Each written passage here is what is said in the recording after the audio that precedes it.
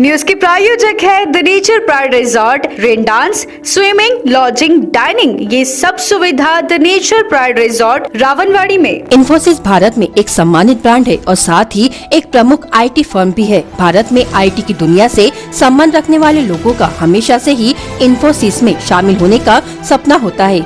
दुनिया की अन्य प्रतिष्ठित IT कंपनियों के कदमों का अनुसरण करते हुए इन्फोसिस भी हरित भविष्य के लिए अपनी कार्बन ऑफसेट परियोजनाओं पर काम कर रही है। इन्फोसिस पर्यावरण में हो रहे उत्सर्जन को कम करके पानी को टिकाऊ बनाकर नवीकरणीय ऊर्जा के उपयोग को बढ़ाकर और जैव विविधता में उपयोग करके पर्यावरणीय प्रदर्शन को बढ़ाने के लिए समर्पित है।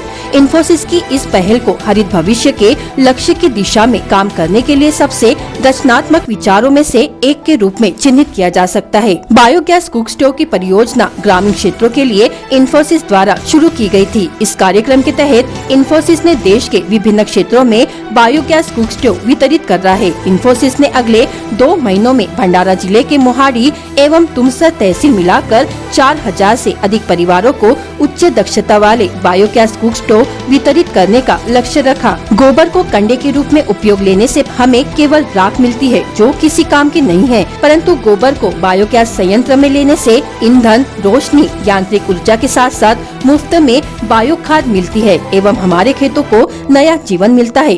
खेतों का नया जीवन हमारे खलिहानों को भरेगा और हमारे खलिहान हमारे घरों को खुशियाँ से भर देंगे। यह परियोजना एक ही समय में मानवता और पर्यावरण के लिए फायदेमंद साबित हुई है। इससे प्रदूषण नहीं होता है, यानी यह पर्यावरण प्रिय है। बायोगैस उत्पादन के लिए आवश्यक कच्चे पदार्थ गांवों में प्रचुर मात्रा में उपलब्ध है। इनमें सिर्फ बायोगैस का उत्पादन ही नहीं होता बल्कि फसलों की उपज बढ़ाने के लिए समृद्ध खाद भी मिलता है।